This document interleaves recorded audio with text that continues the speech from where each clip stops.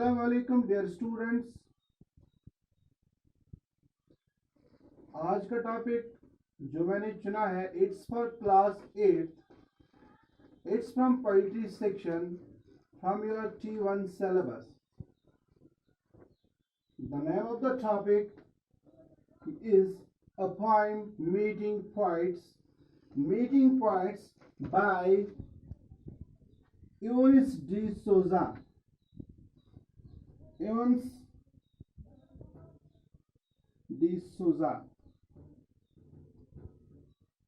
Dear students, ये जो poem है इसमें ये जो राइटर है इस पोइम के जरिए हमें ये मैसेज देना चाहता है कि रीडर्स जो होते हैं उनके दिमाग में एक कंफ्यूजन क्रिएट किया जाता है about the personality of the poets and their poetry. So he wants to make the readers clear that we should not judge the people only by their personality. कि हमें लोगों को रिकॉग्नाइज, पहचानना, समझना या जानना नहीं जानना चाहिए सिर्फ उनकी शक्ल व सूरत देखकर, बल्कि हमें इन शायर हजरात की, इन शोरा हजरात की पोइट्री को देखना चाहिए, क्योंकि उनकी आउटर पर्सनैलिटी जो होती है उस पर आप उनको जज मत किया करो. क्योंकि बेहतरीन तरीका है, अगर आपको इन शोरा लोगों के बारे में जानना है, उनको एसेस करना है, उनको पहचानना है, उनकी पर्सनैलिटी, उनकी शख्सियत को समझना है, तो आप उनकी पोइट्री के थ्रू उनको जान सकते हैं. तो वो ये कंफ्यूजन जो हमारी जहन में होता है between their poems and their personality, इसी कंफ्यूजन को वो दूर करता है.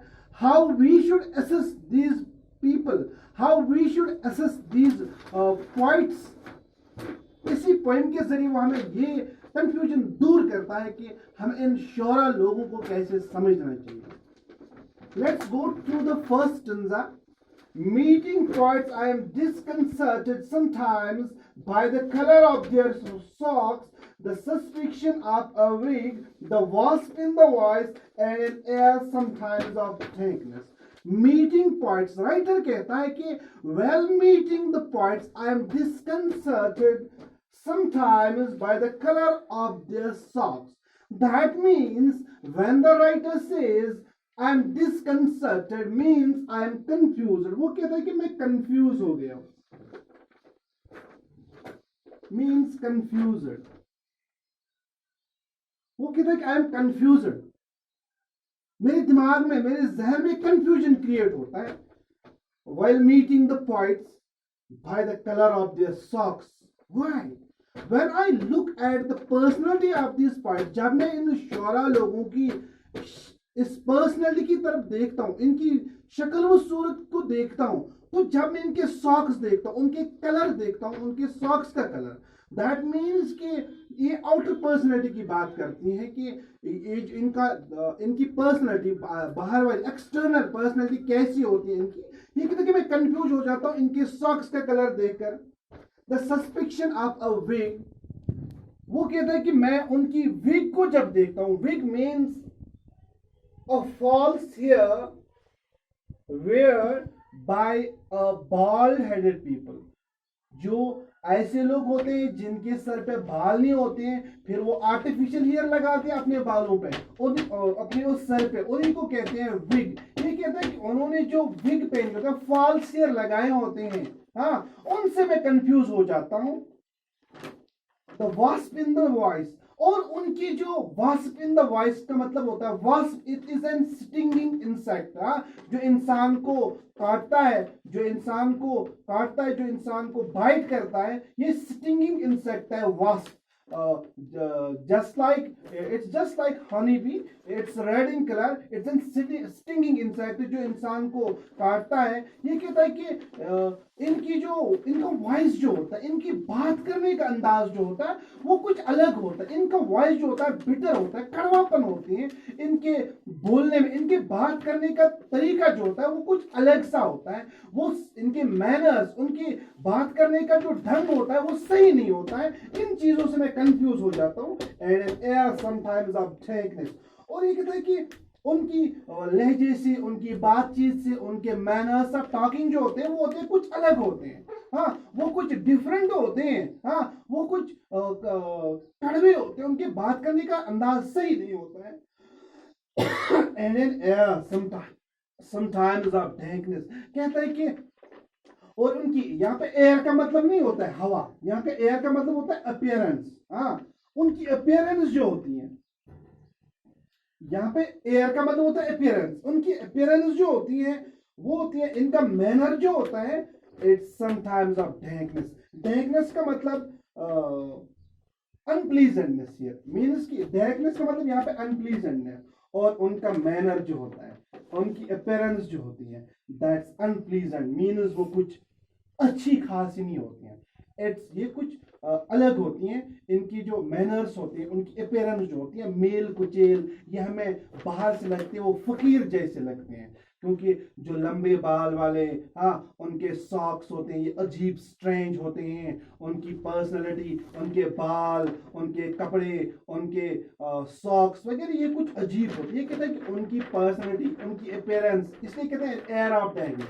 एयर का मतलब यहाँ पे अपीयरेंस. हाँ, उनकी जो एक्सटर्नल पर्सनालिटी होती है वो कुछ गंदी होती है. वो हमें दिखती है कि हम कंफ्यूज हो जाते हैं इनकी आउटर पर्सनालिटी की को देखकर. हाँ, हमें इनकी आउटर पर्सनालिटी की, एक्सटर्नल पर्सनालिटी की, इनकी पर्सनालिटी को देखकर, उनकी प्रोफाइल, इनकी पर्सनालिटी को देखकर हमें इन पे जजमेंट पास नहीं करना चाहिए. इसलिए कह रहा है कि हम कंफ्यूज हो जाता हूँ इनकी पर्सनालिटी देखकर. क्योंकि इनकी साख का कलर जब देखता हूँ, इनकी जो वो आर्टिफिशियल हेयर जब देखता हूँ, इनके कपड़े जब देखता हूँ, इनके बात करने का अंदाज जो अच्छा नहीं होता है, वो कड़वापन होता है. इनके मैनर्स अच्छे नहीं होते, इनके बात करने का तरीका अच्छा नहीं होता. इन तमाम चीजों से मैं कंफ्यूज हो जाता हूँ. ये कहता है कि उनकी अपीयरेंस कुछ गंदी होती है. इनकी अपीयरेंस से दिखता है कि कुछ मुसाफिर लोग हैं. कुछ ये फकीर लोग दिखते हैं इनकी पर्सनैलिटी को देखकर. लेकिन ये कहता है कि to assess these points in a better way. इन शोरा हजरात को अच्छे तरीके से जानने के लिए हमें क्या करना चाहिए? What we should do to assess these points. हम इन पॉइंट हजरात को, इन शोरा हजरात को जानने के लिए, इन ऑथर्स को जानने के लिए हमें क्या करना चाहिए? What's best way to assess them? How to जज, how to pass judgement over these points.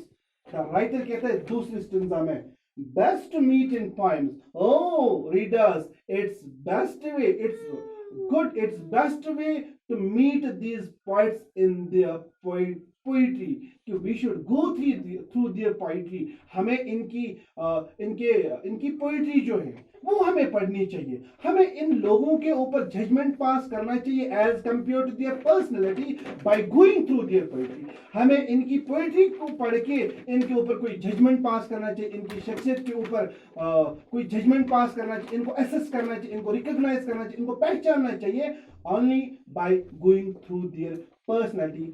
क्योंकि उनकी पोइट्री जो होती है ये फन का एक बेहतरीन काम होता है जो इन्होंने किया होता है बाय राइटिंग द पोइट्री. क्योंकि उस पोइट्री में इन्होंने बहुत चीज़ों को वाज़िया किया होता है. इस पोइट्री में इन्होंने हमें बहुत कुछ समझाने की कोशिश की होती है. तो इसलिए यह आखिर में कहता है कंफ्यूज नहीं होना चाहिए. We should not get confuse. हमें इन शायर लोगों को अच्छी तरह से जानने के लिए हमें इनकी पोइट्री को पढ़ना चाहिए. Cool speculate shells in which one hears the sad but distant sea. ये कहता है कि ये इन शोरा हजरात इनकी आउटर पर्सनैलिटी, क्योंकि ये कहता है कि उनकी ये अनप्लीजेंट होती है, इनकी अपीयरेंस, इनका जो बाहर का जो एक्सटर्नल पर्सनैलिटी वो कुछ वो गंदी होती है, वो फकीर जैसे लगते हैं, वो मुसाफिर जैसे लगते हैं। लेकिन वो उनको कंपेयर करता है उन शेल्स के साथ जो समंदर के किनारे, समंदर से दूर होते हैं, उनके साथ कंपेयर करते हैं। क्योंकि वो शेल्स जो होते हैं, ये मैंने कशर पे वन तुम काव शुभ्रे, क्योंकि उन शेल्स के ऊपर या सेक्शी सारा जो रेत लाते उसके साथ वो काले काले छोटे शेल्स होते हैं। तो ये उन शेल्स के साथ इन राइटर्स को कंपेयर करता है, कहता है कि दीज आर जस्ट लाइक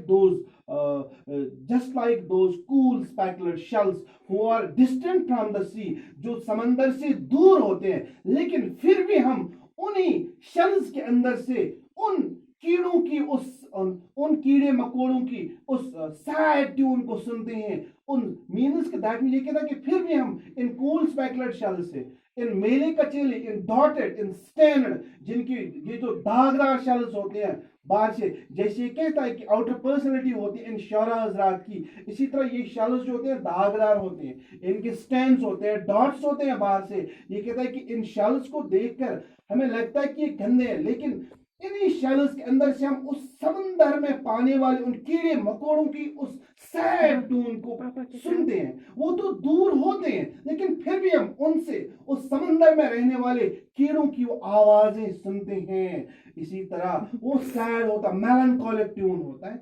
इसलिए राइटर कहता है कि हमें कंफ्यूज नहीं होना चाहिए बाय देयर आउटर पर्सनैलिटी। वो हमें यही समझाने की कोशिश करता है कि अगर आपको लगे कि शोरा हजरात बाहर से फकीर लोग दिखते हैं, जैसे इनको कंपेयर करते हैं इन स्पेकुलर शेल्स, इन डॉट्स, स्टैंडर्ड शेल्स से, जो बाहर से कुछ गंदे लगते हैं, वो जो ब्लैक डॉट्स होते हैं उनको बाहर से, लेकिन इनके अंदर वो समंदर में रहने वाले उन कीड़ों की जो समंदर से कोसों दूर होते हैं, तो उनकी वो आवाजें, उनका वो मेलनकॉलिक, उनका वो उदास उदास वो ट्यून जैसा हमें सुनने को मिलता है। इसी तरह इनकी पोइट्री को पढ़ के हमें भी वैसा ही लगेगा कि इनके अंदर हमें कुछ और उनकी बेहतरीन कारकर्दगी का वो बेहतरीन कारकर्दगी का फल हमें मिल सकता है जब हम इनकी पोइट्री को पढ़ सकते हैं। इस तरह हमने ये मीटिंग पॉइंट्स जो हैं दोनों स्टेंजा कंप्लीट किए कि इसमें राइटर कंफ्यूज हमें इन रीडर्स को इस कंफ्यूजन से निकालता जो उनके जहन में अक्सर होता है कि how we should assess these points. तो राइटर हमें सलाह देता है we should assess, we should जज these points only by going through their poetry. Have a nice day, thank you. Okay.